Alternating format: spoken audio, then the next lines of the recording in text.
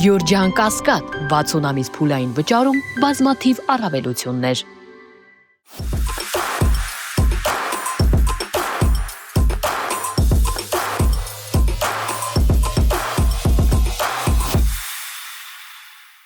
Բարի երեկո, Մեդիահաբի եթերում Մետանոյան է և այսօր տաղավարում հյուրընկալել եմ Հայազգ վերլուծական կենտրոնի խորհրդի նախագահ Կարեն Բեգարյանին, բարև ձեզ պարոն Բեգարյան, շնորհակալ եմ հրավերս ընդունելու համար։ Պարոն Բեգարյան, ձեզ հետ երբ լինում են առիթներ զրուցելու, մեր խոսակցությունները հիմնականում այսպես բազմասպեկտր են, բազմապրոֆիլ են և ինձ համար էլ միշտ շատ հետաքրքիր են այն հյուրերը, որոնց հետ հնարավոր է վերլուծել ոչ միայն արտաքին գործոնների շուրջ ծավալված նյութերն ու թեմաները, այլ նաև ներքաղաքական, ես այսօր փորձելու եմ սինթեզել այդ բոլորը մեկտեղում, պարոն Բեգարյան։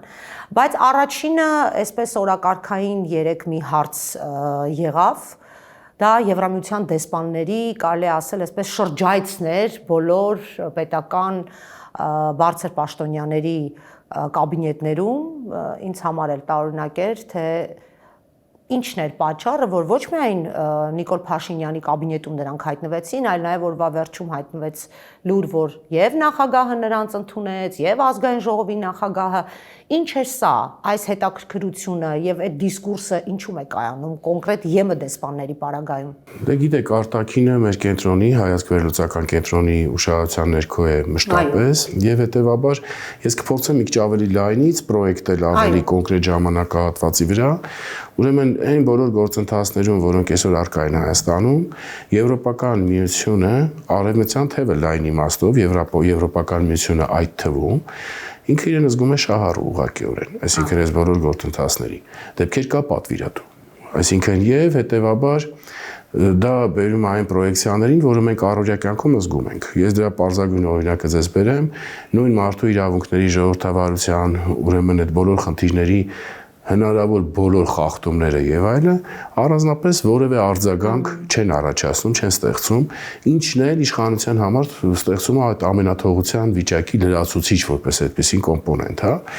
Եթե մենք դա համեմատելու լինենք իրենց կեցվածքը, պահվածքը ոչ շատ վաղ անցյալի հետ, օրինակ 18-ից հետ գնանք ընդամենը 1 տարի, 2 տարի, 5 տարի, այսինքն նման բան չի արձանագրվել երբևէ։ Ինչ ասա ցույց տալիս, սա մի անգամից ցուցիչ է նրա, որ արդեն արժեքներով շարժվելու, արժեքների ներքո դեմքը պահելու համար ընդհանրապես ոչ էլ մտածում են, ոչ էլ արդեն փորձում են այդտեղ ցուցադրական ինչ-որ բաներ անել, շատ քիչ քանակի մեջ, առավելապես, եթե ավելի ճիշտ ասենք ամբողջապես հենվել են շահերի վրա, շահերով առաջնորդվում են, ուրեմն իրենց ցանկացածը կատարվում է, իրենց ուզածը տեղի անվանում, թքած բոլոր սկզբունքների վրա, արժեքների վրա եւ այլն։ Սա շատ վատ պահվածք է եւ սա իր հետ բավականին լուրջ հետևանքներ է ունենալու ոչ միայն կարճաժամկետ կտրվածքով, այլ եւ միջնաժամկետ եւ երկարաժամկետ կտրվածքով, հա։ Հիմա, երբ որ ընդհանուր մոտեցումը սա է, իսկ սա է արդեն ոչ փոքր ժամանակահատված, հա։ Իհարկե, այսինքն այստեղից արդեն պրոյեկտվում է կոնկրետ իշխանությանը հովանավորելու, նրան օգնելու, նրան օժանդակելու օրակարգը, ելնելով այդ պահին տիրող իրավիճակից եւ նայած ինչ խնդիրներ կան օգնելու եւ օժանդակելու։ Հիմա իշխանությունը իր կողմից եվրոպական օժանդակության խնդիրը տեսնում է առավելապես իր PR-ի համար, առավել եւս այդ բոլոր նախընտրական տրամադրությունների եւ տրամաբանության մեջ։ Այդտեղ բավականին լուրջ դերակատարում ունի նույն այդ վիզաների ազատականացում ասվածը,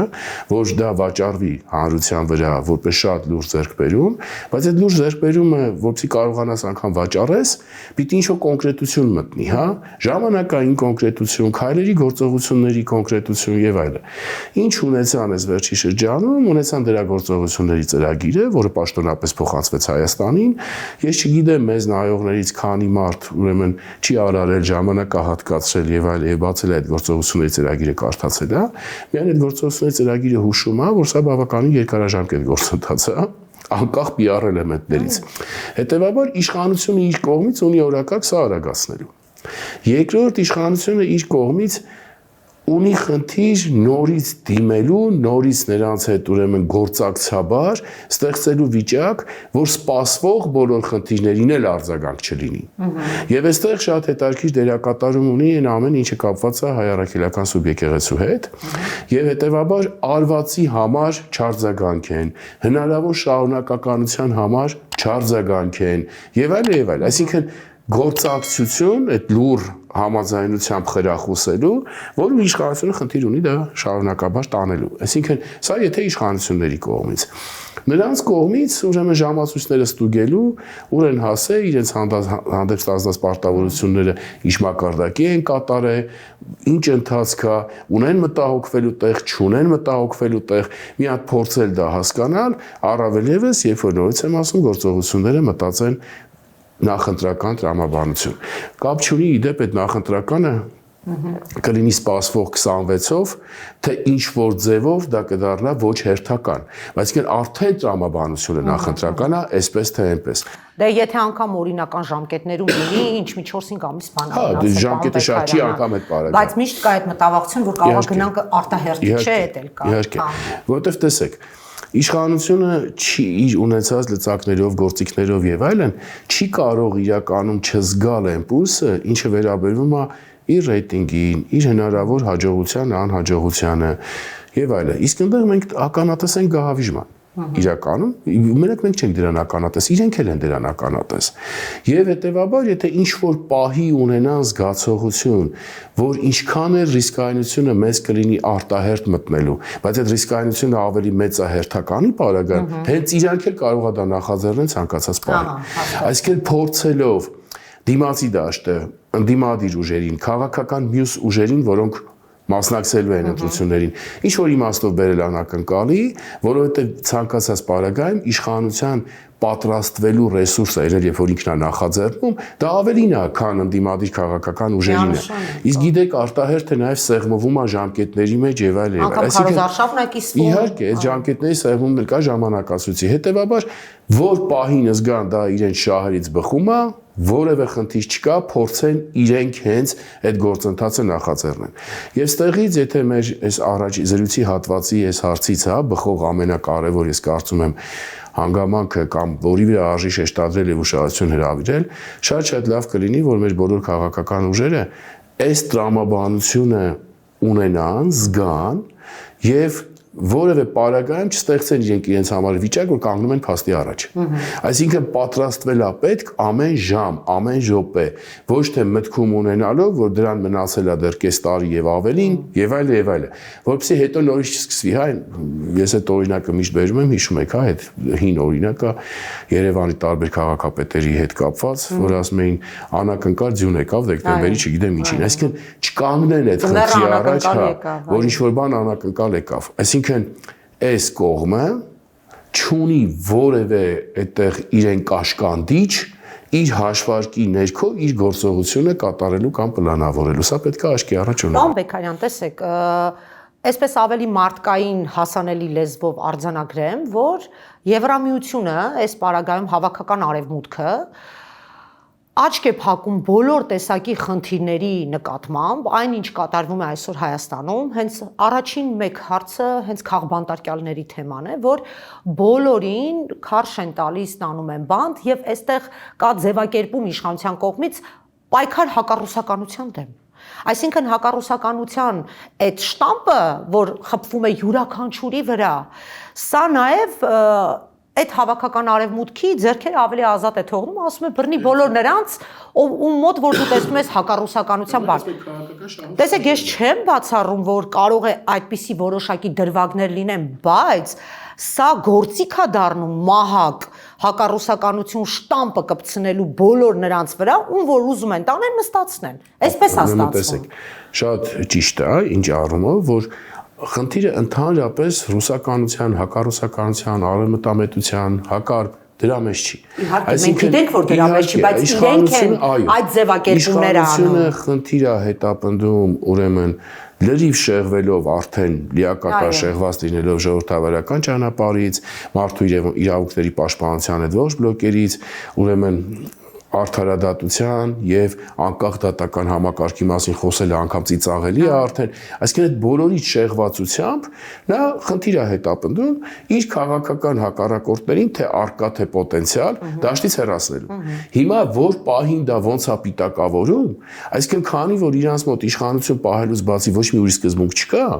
օրինակ, հա, կարող է գիշերը քնենք արտանանք, մեկ էլ պարզվի Ռուսաստանի առաջնես պարտավորությունները ստանձնել իշխանությունը պահելու համար, որ արևմտամետերին է հավաքում կամ այդ պիտակն է դնում։ Այսինքն չկա այստեղ սկզբունք։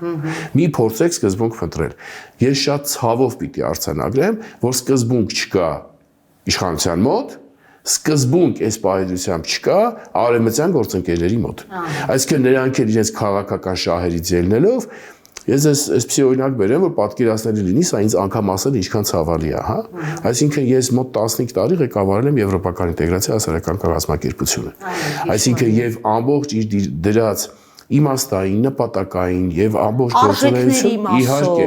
եվրոպական ուղղությունը որպես արժեքային ուղղություն մեր համար որպես պետություն, մեր համար որպես հանրություն եւ այլ։ Եվ երբ որ դու տեսնում ես, որ անգամ Եվրոինտեգրման ֆորմալ գործընթացը այսօր առաջընթաց ունի, ֆորմալ գործընթացը առաջընթաց ունի, բայց երբ որ դու հասկանում ես, որ այն արժեքներից, որոնց նկատմամբ դավանանքը, որոնց նկատմամբ պատկերացումը ոչինչ չի մնում, այսինքն դա կատարվում է դրա ջախջախման ներքո, հա, դու հասկանում ես, որ սրանից ոչ մի իրական հետևանք դրական իմաստով ինչի համար ժամանակին այդքան աշխատանքն արվել է, հա, չի լինել։ Պարոն Բեգարյան, ասում եք ֆորմալ առումով առաջընթաց։ Ֆորմալ առումով առաջընթաց ասել է թե քիչ առաջ որ նշեցիք այդ վիզաների ազատականացման մոտիվացիան, ահա, բայց մենք շատ լավ նաև տեսել ենք մեր կողքի երկրներում, թե ինչ մեծ ճանապարհ են անցել, որպեսզի դա կարողանան ձեռք բերեն, այն էլ այն պարագայում, որ այդ երկրներում տեղի էր ունեցել կոնկրետ արևմտյան հեղափոխություններ։ Խոսքը եւ Վրաստանի մասին է, եւ Ուկրաինայի մասին է։ Մենք այս դեպքում արդյոք նույն այդ մոդելի մեջ ենք, որպեսզի կարողանան դրանով ներողություն արտահայտության համար, բայց ժողովրդին կուտ տան, սենց ասեմ, որ իբրև թե դուք Եվրոպա գնալու եք առանց վիզաների։ Դա մեզ տրվելու է հեշտությամբ, ես անգամ այս ֆորմալի պահն էլ լավ չեմ պատկերացնում։ Դրա առաջընթացը ո՞րն է։ Դա ինձ թվում է ընդհանրապես խոսքի եւ ասելիքի մակարդակում ամենում։ Ես ֆորմալը իհարկե նկատի ունեմ վիզաների ազատականացումը, բայց ոչ միայն։ Այսինքն օրինակ տեսեք, հիմա անընդհատ հմկահարվում է, որ Եվրամիության հետ գործակցության թարմացված օրակարգ է քննարկվում եւ կընդունվի, որը ՍԵՊԱ-ից քայլ առաջ պիտի անի, իբրև թե, հիմա կլինի կտեսնենք, հա։ Հիմա, այսինքն այդ ֆորմալ առաջընթացի ներքո ես դնում եմ դա, ես դնում եմ վիզաների ազատականացումը, ես դնում եմ այս բավականին ակտիվ քաղաքական երկխոսությունը որպես այդպիսի ֆորմալ դա։ Հիմա ինչ վերաբերում է ձեր ասածին, տեսեք, այս էլ է շատ հետաքրքիր էլեմենտ։ Եթե հարցը վերաբերեր նույն արժեքային դաշտում եւ նույն Եվրոպական միության բոլոր պրոցեդուրաների ամբողջական իրականացմամբ, այս գործընթացը շատ երկար տևող գործընթաց է իր բոլոր էլեմենտներով։ Ասում եմ մինչև 10 տարի եւ ավել։ Բայց հիմա տեսեք ամբողջ խնդիրը ինչու՞մ է կայանում։ Երբ որ մենք տեսնում ենք, որ արդեն ուրեմն բնականon ընթացքը, արժեքայինը, ուրեմն իրավականը իրենց համար անգամ տեղը զիջել է քաղաքական պատվերին, ինչ ուզեք կարաք սպասեք։ Ինչ ուզեք կարաք սպասեք։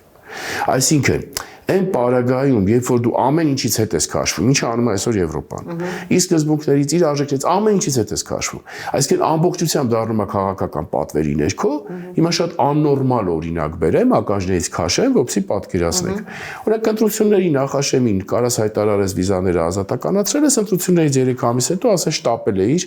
ամեն դեպքում ինչ-որ բաներ խանգարում է, որոշումը ժամանակավորապես չնշելով ժամանակ արկախում ենք։ Այսինքն երբ որ արդեն պատվերի տակ է աշխատանքը, այսինքն իրենք բոնուս կտան այս իշխանությանը, կասեն դրանով գնա ընտրությունների հաղթի, ամեն ինչ անում են այդ բոնուսը ցուցադրելու համար, այդ բոնուսով իշխանությանը դիվիդենդներ քաղելու հնարավորություն տրամադրելու համար։ Նո օրինակ եմ ձեզ բերում, հա, հայտարարություն պաշտոնական, այս վերջի իրենց շփումներից էր, այդ նույն վիզաների ազատականացման խնդրի հետ կապված, այն տեմպը, որ ունի Հայաստանը, ոչ մեկը չի ունեցել։ Այսինքն դուք ուզել եք որևէ տեղ հաղորդեք եք տեմպը եւ այդ ոչ մեկը չի ունեցել։ Այսինքն ամբողջը տակը քաղաքական թիրախավորումն է, քաղաքական շահերն է։ Այսինքն մնացած ամեն ինչը նորից եմ ասում, համապատասխանեցվում է դրան։ Իսկ այս պարագայում ինչ ուզեք կարող եք տեսնել։ Նորից եմ կրկնում, մի ամիս ընտրություններից առաջ պատկեր, մի ամիս ընտրություններից հետո այդ պատկերի արկախ։ Ինչ ուզեք կարող եք տեսնել։ Եվ իհարկե կա նաև այդտեղ հարցը լրիվ ուրիշ կողմ, ուրեմն այսօր մենք ժողովրդագրական բավականին լուրջ խնդիրներ ունենք, բավականին լուրջ։ Եվ այս խնդիրների արկայության պարագայում, ուրեմն արտագաղթի, արտահոսքի, բավականին լուրջ տենդենսների պարագայում, տեսեք, սրա լինելը մեր հանրությունը ընկալում է որպես բոնուս, առավել ևս հանրության այն հատվածը, ով զզվել է դեսպանատներում տիրող այլանդակությունից այդ վիզաների ստացման գործընթացում, որտեղ էս էլ մի հատ լրիվ ուրիշ թեմա է, բայց շատ լուրջ թեմա է էլի, հա։ Այսինքն սա անկարելի է որպես բոնուս, սա իշխանության կողմից տրվող այդ նախընտրական տրամաբանության մեջ միգուցե նաև իր վրա ազդելու է։ Չեմ բացառում, հա, բայց երբ որ մի քիչ հարցին ավելի խորքային ես նայում, նրանց քաղաքական պատվիրակումով շահից բխող արվածը մեր մոտ կարա ժողովրդագրական շատ լուրջ հարց բերի նաև։ Թեկուզ, այսինքն արտագաղթի մասով, արդեն ազատ է, հանգիստ է, դուրս կգա։ Մի քանի ամիս, անգամ թեկուզ եթե գործի մի քանի ամիս։ Արդյոք դրանից բխում է, որ պետք է սրան դեմ լինել, չէ, բայց ես ուզում եմ, որ մեր հանրությունը, մեզ լսողները, օրինակ, հա, այս հարցի նրբությունները տարբեր անկյուններից նայեն ու պատկերացնեն, էլի, որ սրա մեջ շատ մեծ է բլեֆի տոկոսը, շատ մեծ են իրականում մարտահրավերները, մի բան, որ արդեն կա, ուրեմն եվրոպական ուղղության նկատմամբ պահվածքից այսօրվա ԵՄ-ի, հա, այդ արժեքային բաղադրիչները, սկզբունքները շատ լուրջ հարված են կրած եւ հետեւաբար այդ ուղղությանը այն նույն հայացքով, որով նայում էինք, էլ նայել չի ստացվում։ Ո՞մ Բեկարյան, այստեղ մի դիտարկում եմ ուզում անեմ։ Տեսեք, մենք ասում ենք վիզաների ազատականացում եւ այլն, որը դեռ հələ ամորֆ իրավիճակում է։ Ես միշտ այդ օրինակը բերում եմ, Միացյալ Նահանգները Հայաստանի քաղաքացիների համար ռեֆորմ արեցին եւ սահմանեցին, դա շատ վաղուց, այսպես ասած, նախկին իշխանությունների ժամանակ դեռևս 10 տարվա վիզայի հնարավորություն է տալիս ՀՀ քաղաքացիներին։ Մենք երբևէ դրա մասին որպես մեծ առավելություն կամ լուրջ հաղթանակ չենք խոսել։ Հիմա այս դեպքում որոնք են դրանց տարբերությունները, եթե մենք ասում ենք հավաքական արևմուտք, ամերիկանել ենք, հա, որոշակիորեն ներառում դրա մեջ, չհաշված որ այսօր ամերիկյան արտաքին քաղաքականություն եւ նաեւ ներքին փոքրինչ փորձում է եվրոպականի հետ չտանդեմվել, հա, իհարկե կատակի process-ները հավանական են, նույնական են, բայց արտաքինից այդպես չի երևում։ Հիմա մենք Ամերիկայի պարագայում ինչ հարց ենք լուծել այս դեպքում։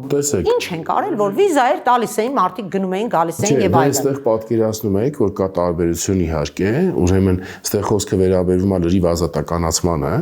այն ինչը որ ժամանակին եղավ Միացյալ Նահանգների հետ, դա իր մեջ ոչ թե ազատականացում ուներ, այլ ուներ տալու պարագայում, ուրեմն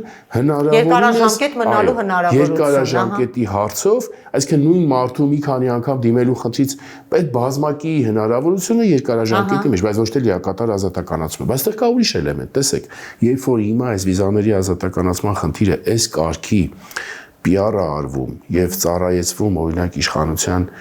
սեփական, ուրեմն տարաբնույթ նպատակներին, իրականում այս վիզաների ազատականացման ակունքը որտեղ է։ Այսինքն նույն նախկին իշխանությունների պարագայում ստորագրված ՍԵՊԱ-ի համաձայնագրում։ Այսինքն այս հատվածը մոռացվում է, դրվում է մի կողմ։ Հիմքը բոլորովին այլ ժամանակահատվածում է դրվել։ Դրվում է խնդիր, որ այս իրանց ընթացքն է, իրանց ձեռքբերումն է, բայց մի հարցում չի տենց արվում, այդ արդեն ձեռագիրը անընդհատ է տեսել ենք։ Այսինքն տարբերությունը սա է։ Բայց դուք հարցի մեջ անդրադարձեք նաև ամերիկյան արտաքին քաղաքականության փոփոխությունները, տեսեք, իհարկե կա տարբերություն դեմոկրատների իշխանության այդ ամբողջ վերջի շրջանի, Բայդենի պաշտոնավարման եւ Թրամփի մոտ։ Տարբերություն, երբ որ ասենք այսպես այդ ինտենսիվությամբ չեն զբաղվում եւ այլը, չնայած արդյունք են արձանագրում, օրինակ նույն Վաշինգտոնյան օգոստոսի 8-ը։ Բայց այստեղ կա մի շատ էական խնդիր եւ այդ առումով բավականին անկեղծ են, դա էլ ասեմ, հա, ամերիկյան թևը։ Ուրեմն ամերիկյան արտաքին քաղաքականությունը հիմա գնում է դեպի տարածաշրջայնացում տարբեր տարածաշրջաններում Եվ այդ տարբեր տարածաշրջաններում ուրեմն սեփական խնդիրների, շահերի, առաջընթացի եւ այլի հետ կապված ուղղակի ազդեցությունից անցում դեպի պատվիրակված ազդեցություն։ Ահա։ Այսինքն եւ դա եթե եղել է միշտ, ոչ այս չափով միգուցե, բայց եղել է միշտ, բայց դա երբեք այդ անկեղծությամբ չի դրվես եղանի ոնց որ Հիմա մենք այդ ձեր ասացի շարունակություն պատվիրակվողը այս պարագայում, սա ֆիքս ենք, սա շատ կարևոր է, անգամ եթե Եվրամիության ներքո եղել են երկրներ, կան երկրներ, որոնք մտածել են, որ ուրեմն առաջամարտիկը, լոկոմոտիվը հարավկովկասյան process-ների կարող են իրենք դառնալ միայնակ կամ մի քանի երկրների խմբով, հիմա ամեն ինչ ցույցադրվում շատ հստակ, որ այդ ամեն ինչը տեղափոխվում է Թուրքիայի վրա։ Եվ սա պետք է, ես շատ կարևորում եմ, որ մեր հանրությունը սա ֆիքսի։ Ոչ թե ֆիքսի ինչ բարդույթներ, տեղ չի խնդիրը։ Ֆիքսի եւ հասկանա, որ երբ որ խոսվում է արևմտյան ուղղության մասին, իրականում դա ինչն է եւ դա ով է։ Մեր ժողովուրդը շատ հաճախ քաղաքագիտական զրույցներից եւ այլնից մանավանդ հիմա այս արագության մեջ, այս TikTok-յան դարաշրջանում մարդիկ չեն լսում եւ հաճախ չեն պատկերացնում։ Մենք պետքա հստակ ասենք, որ արևմուտքի գործոնը Հայաստանի վրա ազդեցության դա տանում է մեզ Թուրքիա։ Չէ, դա միանգամից, որտեղ մենք ենք կրկնում։ Միացյալ Նահանգների կողմից պատվիրակումը շատ ուղղակի է, իրենք շատ անկեղծ, ոչ միայն ուղղակի, այլև անկեղծ։ Ուրեմն ինչ վերաբերվում է Եվրոպական միությանը, ուրեմն այս պարագայում այսօր Եվրոպական միությունը եւ դա կտևի դեռ բավական երկար։ Ուրեմն իրավիճակում է, որ իր համար նոր խնդիրներ, նոր ներգրավման դաշտեր, իրական ներգրավվածության, ոչ թե քաղաքական շահի սպասարկման PR էլեմենտների, հա, ինչ խոսում ենք նույն, հա։ Այսինքն սրա հետ կապված ոչ մեկն է պատրաստակամություն չունի ինչ որ լուրջ ռեսուրսներ դնելու եւ այնտեղ իր ներկայությունը իապես ավելացնելու եւ այլ եւ այլ։ Այսինքն մի կողմից չեն գնալու իրենց հիմնական դաշնակցին հակառակ, իրենց Միացյալ Նահանգների հաշվի առնելու են նրա պատվիրակումը, մյուս կողմից էլ իրանք են գլխացավից որոշակիորեն ազատվելու։ Այսինքն այդ ամեն ինչը բերում է կոնկրետացնում, հա, որ տարածաշրջանում իդեպ մենակ Հարավկովկաս չի ավելի լայն, Մերձավոր Արևելք նաև, հայ։ Ուրեմն այդտեղ այդ ամենը կենտրոնանում է Թուրքիայի վրա։ Սա պետք է անընդհատ աչքի առաջ ունենալ։ Սա պետք է միշտ մտածել, պատկերացնել, հասկանալ։ Այսինքն հակառակ բոլոր խոսույթները ընդհանրապես այդ ամպեն կամ այդ մշուշ ստեղծել են, հա, եւ այլն։ Պարոն Բեգարյան, ամեն դեպքում Ամերիկայի այս ծավալապաշտական տարածաշրջանային լուծումներում անմիջական դերակատար դառնալու դեպքում մենք տեսնում ենք, որ մեր հանդեպ մի տեսակ անլրջություն կա։ Սա զուտ, ինչպես PR-ի մասին մի քանի անգամ խոսեցիք, PR էլեմենտների խնդիր է, թե Թրամփը ամեն դեպքում ուզում է ասին, որ ես այդ մանր-մունր հարցերով, այդ մանր-մունր երկրներով չենք զբաղվում։ Այստեղ սենց է պետք, սենց ենք անում, կոպիտ ասած։ Ամեն դեպքում շատ նսեմ բան կա, էլի այդ ամեն ինչի մեջ, թե ոնց են վերաբերվում անկախ ամեն ինչից, սա է մեր երկիրը ներկայացնում, ինքնագնում այնտեղ ոնց են վերաբերվում, անունը չեն հիշում, ազգանունը չեն հիշում, պաշտոնը չեն հիշում, ու գծված անընդհատ սա կրկնվում է պարբերաբար։ Սա քաղաքական էլեմենտ ունի, ինչ որ բան ցույց տալու, թե պատահականություններ են ուղղակի։ Ինքը մի ասենց Եվերի ստորակետով շղթա է, այսինքն իրականում նախ եկեք մի բան ամրագրենք իրար հետ, ուրեմն մենք ինչքան էլ ասենք, որ դա անձնավորված վերաբերվում է ինչ-որ անձի, բայց դա տարածվում է երկրի վրա։ Դե սա եմ ասում։ Ավտոմատ տարածվում է երկրի վրա։ Դրա ամենավառ եւ ամենացավալի օրինակն էր, ինչը որ ուրեմն այսինքն գաղտնազերծեցին կամ տվեցին այդ տեղեկատվությունը, հիշում եք օրեր առաջ, ուրեմն Թրամփը հենց իր սենյակում հարց է ուղղում Ալիևին, որ դու ունեիր հզոր բանակ եւ շատ լավ դիրքում էիր, ինչի ավելի առաջ չգնացիր եւ այլն, հա։ Եվ Ալիևից ստանում է պատասխան, ինչ որ ստանում է։ Հիմա, եթե երկրի պետության, հանրության նկատմամբ անգամ մինիմալ հարգանք կա, այս հարցը չի կարա բարձրաձայնվի։ Այսինքն այդ առաջ անապատ էր գնում։ Այսինքն այդ առաջ գնալը այս երկրի սուվերեն տարածքներ, այդ առաջ գնալը մարդկային կյանքերն էին։ Այսինքն երբ որ դու ասում ես Հայաստանը իմ համար կարևոր գործընկեր է ենթադրենք եւ դու այդ հարցը հնչեցնում ես։ Այսինքն սա միանգամից ցույց է տալիս, թե ինչքան է այդ վերաբերմունքը անլուրջ, եթե չասենք ցինիկացած, որպես այդպեսին։ Եվ սա դառնում է տեսանելի մեր հանրությանը։ Հիմա ուրիշ հարց, տեսանելի դառնալով հետը դասեր բերում, թե չի բերում, որովհետեւ անձից ելնող վերաբերմունքի անլրջությունը ուզի թե չուզի պրոյեկտվում է երկրի պետության վրա։ Այսինքն սա կա հիմա, բայց եթե արդեն Ամերիկայի քաղաքական, ուրեմն խնդրին անդրադառնանք, տեսեք, տարածաշրջանը իրենից բավականին լուրջ հեռավորություն ունի։ Այդտեղից արդյոք հետևում է, որ շահերը չկան, չէ, չի հետևում, շահերը կան։ Օրինակ, այդ նույն շահերի դաշտում առնվազը կա երկու շատ կարևոր հանգամանք։ Այսինքն տարածաշրջանը դուրս բերել հնարավորինս ռուսական ազդեցությունից, տարածաշրջանը հնարավորինս դուրս բերել Իրանի Իսլամական Հանրապետության ազդեցությունից։ Երկրորդ էական էլեմենտ այնտեղ ունենալ կոմունիկացիաներ, որոնք սրանցից ոչ մեկի հետ կապ չունեն, ընդհակառակը նրանց կոմունիկացիայի դաշտում հարկեղած դեպքում կստեղծեն խնդիրներ, ապահովելով այլընտրանքային ճանապարհ նրանց իրավասություններից, իրավազորությունից, հնարավորությունից, ազդեցությունից դուրս։ Հիմա, եթե կարճ ինչա Թրամփի ուղին հենց սա է։ Այս պարագայում Հիմա գալու ենք ընդեղից այդ Թրամփի ուղին պաշտպանելու ենք, պահպանելու ենք, չենք անելու։ Սրանից առաջանում է հարց, մեր շահերի ներքո է սաղ կա, սաղ լավ է։ Ինքը ընդհանրապես վատ բան է, չէ, ինքը վատ բան չի, երբ որ դու սուբյեկտ ես եւ բանակցում ես, այսինքն process-ի մեջ քո շահերն ես դնում, բայց երբ որ դու սուբյեկտ չես, իր շահերը հասկացանք, իմաստանից գալիս է երկրորդ խնդիրը։ Իսկ ով կհետևի սրա լիարժեք իրականացմանը, ով տեր կկանգնի այս process-ին, հա Թուրքիայի անմիջական հարևանությամբ անմիջականորեն Թուրքիայի շահերի դաշտում է։ Այսինքն եւ նա մեզ կօգնի որպես գործընկեր ընդհանուր շահերի դաշտում, բայց նաեւ ինքը շատ ուժեղ շահագրգիռ կողմ է։ Էլ ինչ ունենք մտածելու։ Պատվիրակեցինք Թուրքիային, քաշվեցինք մի կողմ։ Այսինքն մոդելը սա է։ Ես հիմա սա բերեցի այդ Թրամփի ուղու օրինակի վրա, բայց այս մոդելը ես կարող լայնացնեմ ցանկացած խնդրի հետ կապված օրինակների վրա։ Դրա հետ կապված էլ ասում ենք, որ եւ չեն թաքցնում։ Հասկանում եք, ամենա հետաքրքիրը իրականության մեջ, եթե դու նորմալ քաղաքականություն ես վարում, դրականը, որովհետեւ շատ ավելի լավ է, երբ որ չեն թաքցնում, դու էլ գիտես ինչի հետ գործում ես։ Հա չեն թաքցնում։ Որ այսինքն այս ամեն ինչը նստելու է պատվիրակման ներքո։ Պարզ։ Ես ձեզ ուրիշ օրինակ բերեմ։ Ուրեմն էլի, դա է մի շաբաթ 10 օրվա, ոչ ավել, հա։ Էլի դուրս եկած արտահոսքը, որ հարցերում վերաբերող Մերձավոր Արևելքի այս երկրներին, հարցերում վերաբերող Հարավ Կովկասում գործընթացներին, ամերիկյան կողմի հիմնական պատասխանատուները խորհրդակցում են Թուրքիայի պաշտոնյաների հետ։ Այսինքն խորհրդակցում են Թուրքիայի հետախուզության պատասխանատուի հետ, խորհրդակցում են Թուրքիայի նախագահի ադմինիստրացիայի համապատասխան ուրեմն պաշտոնյայի հետ։ Հիմա հարց եմ տալիս, սա ի՞նչ է նշանակում։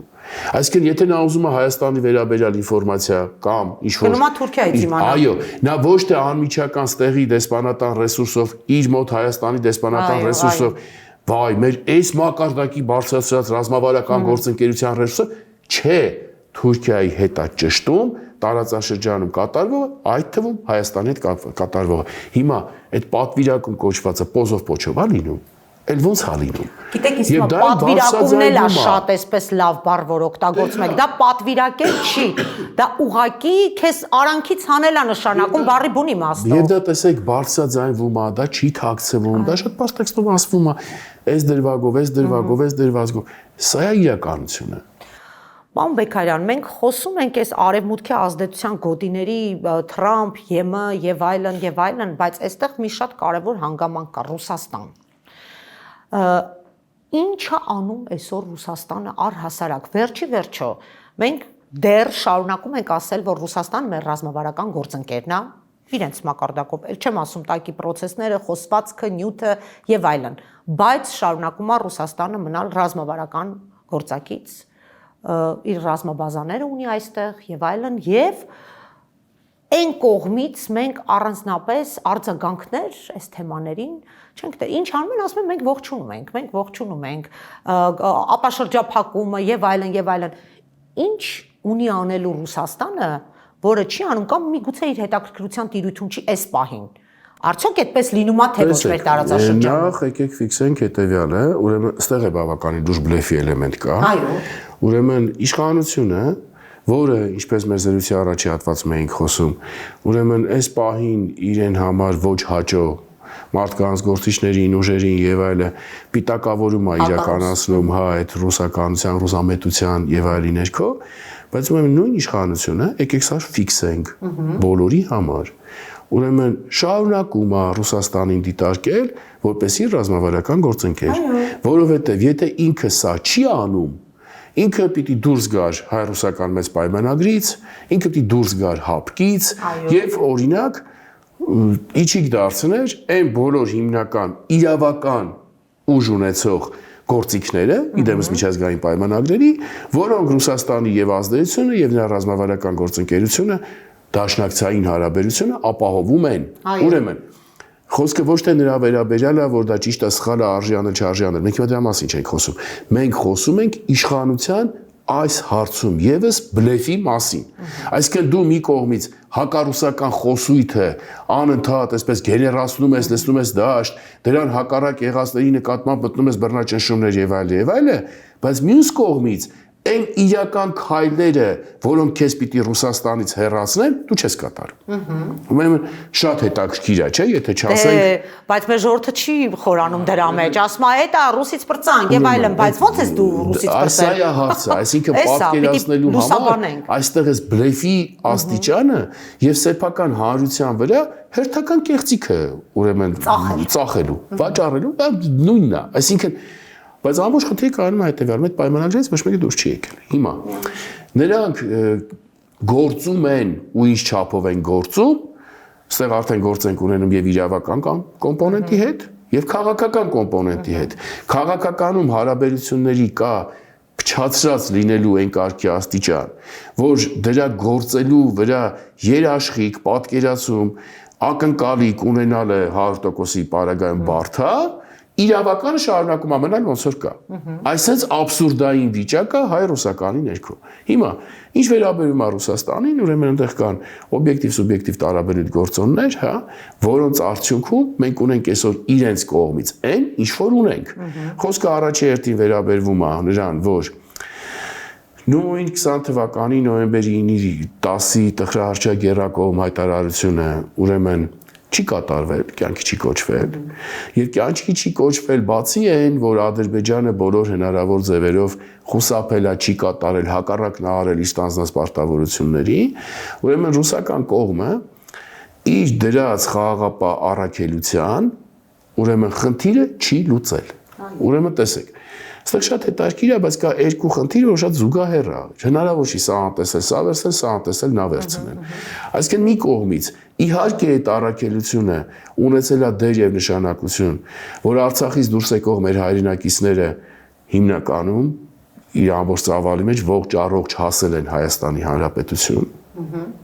որովհետեւ նրանց այդ գալու գոնե ֆիզիկապես թրկվել են։ Ես այս ֆիզիկապեսի մասին եմ խոսում, որովհետեւ ինձ թվում է, եկեք էլի հեքիաթների դաշտ չմտնենք, բոլորը շատ լավ հասկանում եւ պատկերացնում ենք, որ մենք ունենայինք լիակատար այլ պատկեր, եթե այնտեղ ռուսական կոնտինգենտը ներկա չլիներ։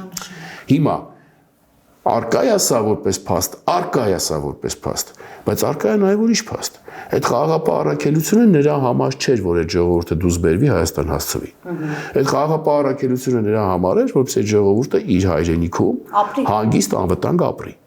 Հետևաբար առաքելությունը ձախողվել է։ Միանշանակ։ Հիմա երկրորդ խնդիր, այսօր կա Հայաստանի սուվերեն տարածքից օկուպացված հատվածներ ադրբեջանական օկուպացիայի ներքո։ Կա այն պարագայում,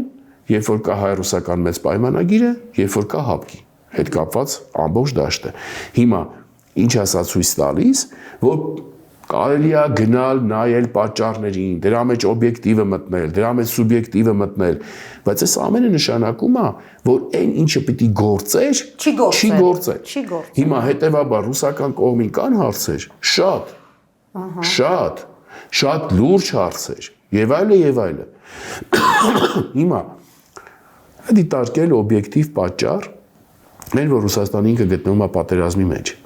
կարելի է դիտարկել, բայց դա մեկը չի ազատում պարտավորություններից։ Սա է ամբողջ խնդիրը։ Սա է ամբողջ խնդիրը։ Ու հիմա երբ որ արդեն գանք հասնենք կետին այսօրվա, ուրեմն ուշադրություն, ազդեցություն, հարցերի նկատմամբ սևեռում եւ այլը, այնքանով որքանով, որովհետեւ երբ որ իր օրակարգի առաջի տեղերում իր այսօր պատերազմում լինելն է դրանից բխող ամեն ինչով, իսկ այդ պատերազմը շուտ վանից Ուկրաինայի հետ պատերազմ չի, շատ լավ պատկերացնում չէ։ Այսինքն մնացած ամեն ինչը օրակարգում տեղերը նվազացնելով հետայիշնում, մաշվելով հետայիշնում եւ աշխարհակաղակական հակառակորդներն էլ բնականաբար փորձում են դրանից մաքսիմալ օգտվել, հա, ավելին, երբ որ դու ունես երկրում իշխանություն, երբ հիմա չէ միայն իշխանության գալուց անմիջապես հետո փորձել է հարաբերությունները աշխարհակաղակական կենտրոնների հետ կառուցել դրանց բախման վրա, ոչ թե հատման վրա, ունենում ես այն ինչ որ ունենում ես, այսինքն այն պատկերը ինչ որ այսօր առկա է։ Հայտնվում է սեղանի վրա, ոչ թե սեղանի շուրջ։ Երկ բնականաբար։ Պարոն Բեգարյան, տեսեք, այս կոնտեքստում նաև հակաեկեղեցական շարժումը, որը ձեռնարկել է Փաշինյան Նիկոլը, կրկին էլի փորձում է տեղավորի հակառուսականության մեջ, այն ինչի մասին, որ մենք խոսում ենք։ Հիմա տեսեք, ասում են, դրանք այդ հոգեորականները կագեբեշնիկներ են, դրանք շպիոն են Ռուսի, տեսնում եք։ Բացի այն, որ խայտարակ այլանդակություններ, աղտեղություններ, ջարդել ողնաշարը կաթողիկոսի հրաժարականի պահանջ, բայց հետն էլ զուգահեռ դա է տանում։ Հիմա ըստ ձեզ, այս ամեն ինչը ուր է մեզ տանում, նաև եկեղեցում ասով ուզում եմ ձեր կարծիքը լսել եւ կհաջողի արդյոք հասնել իր բաղձալի երազանքին, որպեսզի կաթողիկոսին հեռացնի։ Տեսեք, ինչ է անում, շատ հստակ է։ Այսինքն ինչ է անում, որտեղ հաջողում է, որտեղ դեռ փորձում է, որտեղ դեռ ընթացքի մեջ է, բայց ամբողջ խնդիրը շատ հստակ է եւ այդ ձեռագիրը իրականում նոր չի։ Այսինքն մենք հիմա իդեմս եկեղեցու այդ ձեռագրի ինչ որ հանգրվանի վրա ենք, բայց ինքը այդ ձեռագիրը նոր չի։ Ահա, ուրեմն եղել է դրված խնդիրը, ուրեմն ինքնության կոմպոնենտները, ինքնության հիմնական կոմպոնենտները, ուրեմն հատ առ հատ ոչնչացնել ավիրել։ Այսինքն այդտեղ հարվածի տակ ընկել է բանակը, պատահական չի ընկել դեռ 10-ից սկսած, այն իր ամբողջ ամեն ինչով։ Այդտեղ հարվածի տակ ընկավ ու հասանք այս վիճակին Արցախի հետ կապված, որովե պատահական բան չկա, երբ որ դու նայում ես դա շղթայի մեջ, ինչ անում իշխանությունը, հա։ Ուրեմն դրա ներքո հարվածներ հասցվել է հայոց պատմությանը, հասցվել է, հարվածներ հասցվել է հայոց լեզվին, հասցվել է, հարվածներ հասցվել է ընդհանրապես մշակութային ժառանգությանը լայն իմաստով, հասցվել է։ Այսինքն այս ցանկի մեջ, շղթայի մեջ եկել է հիմա թևերը կշտած, անցել է եկեղեցուն։ Ուրեմն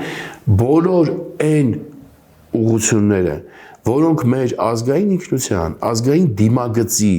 կարևորագույն մաս են եւ բաղկացուցիչ, ընկել են հարվածների տակ։ Եվ անընդհատ փորձել է այդտեղ հաջողությունն էլ հասցնել պայմանական ասած վերջնականի։ Հետևաբար, կա արդյոք այստեղ պատահականության էլեմենտ չկա։ Չկա։ Այսինքն սա ընդհանուր գծի բաղկացուցիչ է։ Կա արդյոք ցավալի էլեմենտներ, կա, շատ լուրջ ցավալի էլեմենտներ կա, որ մեր հանրությունը մենք բոլորս չկարողացանք առաջի փուլերում համախմբվել, այդ ոչը ասել, այդ լծակներից զրկել, այդ հնարավորությունից զրկել, ամեն անգամ հաջորդի առաջ կանգնելով։ Կա ցավալի ուրիշ էլեմենտ, կա, որ օրինակ մեր անհատ գործիչներից մինչև քաղաքական ուժեր, տարբեր ինստիտուտներ եւ այլը, համարժեք, այստեղ իդեպ կարելի է խոսել նույնայ Մայրաթորի հետ կապված, հա, համարժեք դիմադրողականությունը, որը ունեին ի սկզբանե, չդրեցին ողջ ծավալով, մտածելով, որ դա իրանց դուրը չի ծեծելու, եկավ ծեծեց։ Շատ ճիշտ հանգրվան եք բերում։ Հաջորդ խնդիրը, տեսեք, նույն երբ որ անդրադառնում ենք ազգային բիզնես ասածը պետք է ինչ-որ պարամետրերի ենթարկվի, հա, հիմա դժվար է այդ ազգային բիզնեսը օգտագործել այս պարագայում։ Բայց տեսեք, նույն մեր այդ ընկերակցությունը Հայաստանի ներսում թե Հայաստանից դուրս գնաց հանդուրժելու ճանապարհով, որպեսզի այդ իր դուրը չծեծեն, թե գնաց պայքարելու ճանապարհով։ Այսինքն եւ այս շարքը կարելի է երկար շարունակել։ Ցավոք սրտի առաջին կետն է բոլոր տեղերում, պարոն Բեգարյան, որ սա անենք, որ մեր դուռը չծեծեն։ Դրա համար այս վիճակին Եվ սա հասանք։ շատ ցավալի է, այսինքն դրանով է եկել հարցը հասել այն վիճակին, որում ենք։ Կներեք, բայց եկեղեցիներն էլ նույն կերպ մտածում։ Ես պիտի բարձրաձայնեմ, ինքը ասում էր լոյալության, տեսեք մեզ էս են անում, այն են անում, բայց չսրենք, շատ լավ, իհարկե եկեղեցին ուզում է համերաշխություն լինի, էս լինի, այն լինի, բայց ում հետ չսրել։ Մենք տեսանք ինչ եղավ վերջում։ Որ այս ամեն ինչը այս տրամաբանական ընթացքի արդյունքա նաև, որպես այդպես։ Հիմա կամ տեսեք, նույն այսօր եկեք մի քիչ ավելի լայնանանք, ինչ որ իմաստով դուրս գանք, հենց ուղիղ Էջմիածնի խնդիրներից, Մայրաթորի խնդիրներից, հա։ Դուք նայեք մեկ կիլիկը մեր կաթողիկոսի պահվածքը։ Կաթողիկոսի պահվածքը որևէ կերպ տեղավորվում է տրամաբանության մեջ, որը կվերաբերեր ազգայինին, կվերաբերեր եկեղեցու թիկունքին ամբողջապես լիարժեք, առանց խաղերի, խաղիկների եւ այլի կանգնելուն համապատասխանում է դրան, համընկնում է դրա հետ։ Ահա, դե ինչի եմ ասում, տեսեք, երբ որ ինչ որ մի բան գերակայում է, օրինակ գերակայում է թվացial չեմ ուզում էլ այդ բառը ասեմ, բայց դի ասեմ ստիպված, շուշտրիությունը, երբ որ գերակայում է սեփական շահերից իրում ինչ-որ բան տեսնելը, երբ որ գերակայում է միտեղ ինչ-որ բան չփչացնելը, որովհետև տակը շահեր կա, երբ որ դա գերակայում է ավելի բարձր արժեքից, որ դի կանգնես մայր աթոռի մեջքին։ Եվ այդտեղ հեչ կապ չունի, դու անձնապես ում ինչպես ես վերաբերում։ Ոչ մի կապ չունի։ Հիմա ներողություն եմ խնդրում, հիմա մեր հանրության կարա հատված լինի, որ մեր կաթողիկոսի սիրում է, կարա հատված լինի, չի սիրում։ Բայց այստեղ կաթողիկոսի հարցը չէ, էլի հենց սա է։ Կարա հատված լինի, որ անտարբեր է, օրինակ, բայց թողենք այդ անձը թողենք մի կողմ։ Այսինքն այսօր իշխանությունը ինստիտուտ է ջախջախում։ Հարցը ոնց կարա անձնավորվի։ Երկրորդ էական հանգամանք, այն նույն սև սպիտակի տրամաբանությունը, որով եկել է ու ընթացել է, բերել է հիմա մտցրել է եկեղեցու մեջ այդ նույն սև սպիտակը։ Հիմա սա եթե մեզ չի զգոնացնում, չի զգաստացնում, գործողության չի բերում, չի հասցնում մի հատ իրավիճակի, որ այդ վերջը այդ հերիք են, ոչը պետք է ասվի։ Որտեվ հակառակ բարակամ սա է ցիկլի մի բան։ Ինչ են ուզում արդյունքում։ Ինքնության էլեմենտների ոչնչացումը ինչը տեղի ունենում։ Սա ավտոմատ նույնական է ազգային իմունիտետի զրոյացմանը։ Այսինքն եթե դա հաջողում է, իսկ մինչև հիմա հաջողում է, ու շատ լուրջ արագությամբ, դա էլ ձեզ ասեմ, դա համարժեք է նրան, որ դու այս հասարակությունից ստանում ես մի հատ անդեմ զանգված, ընդհանրապես սպառող, իսկ սպառողի պարագայում գիտեք այնքան կապ չունի,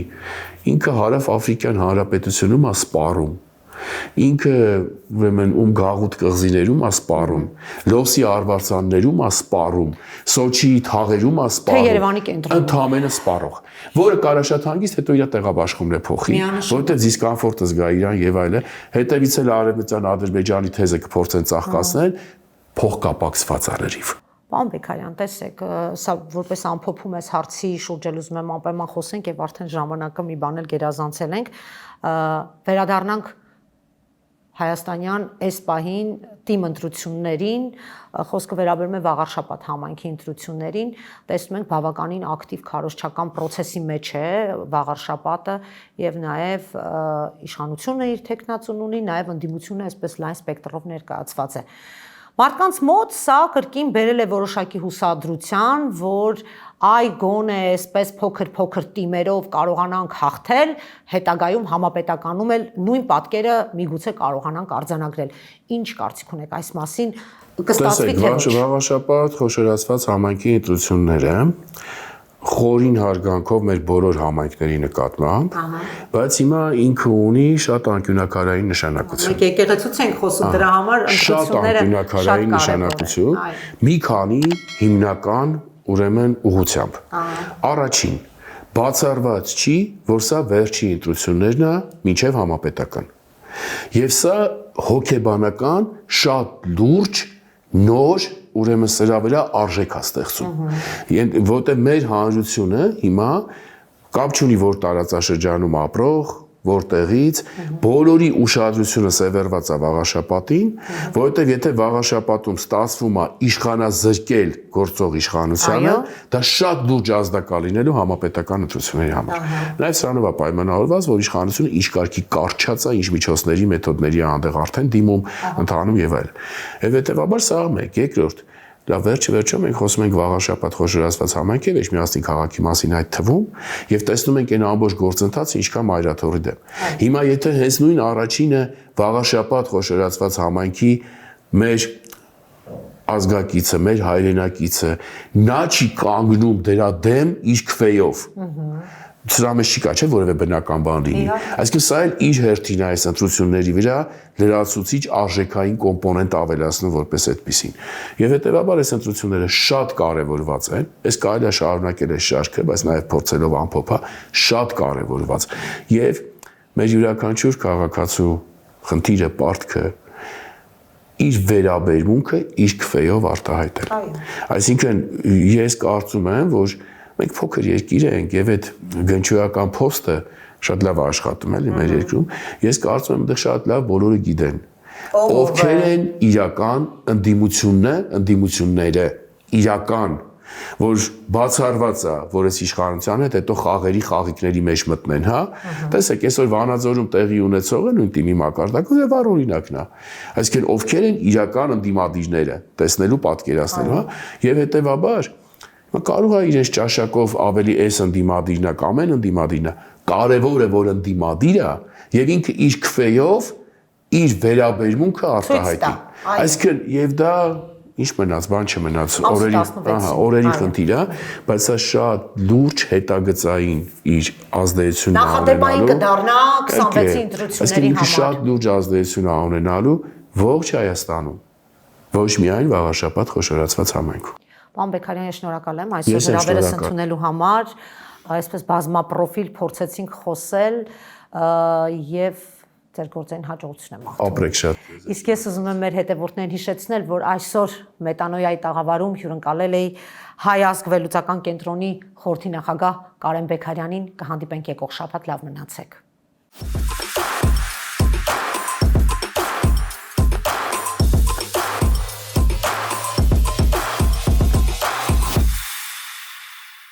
Գյուրջան Կասկադ 60 ամիս փուլային վճարում բազմաթիվ առավելություններ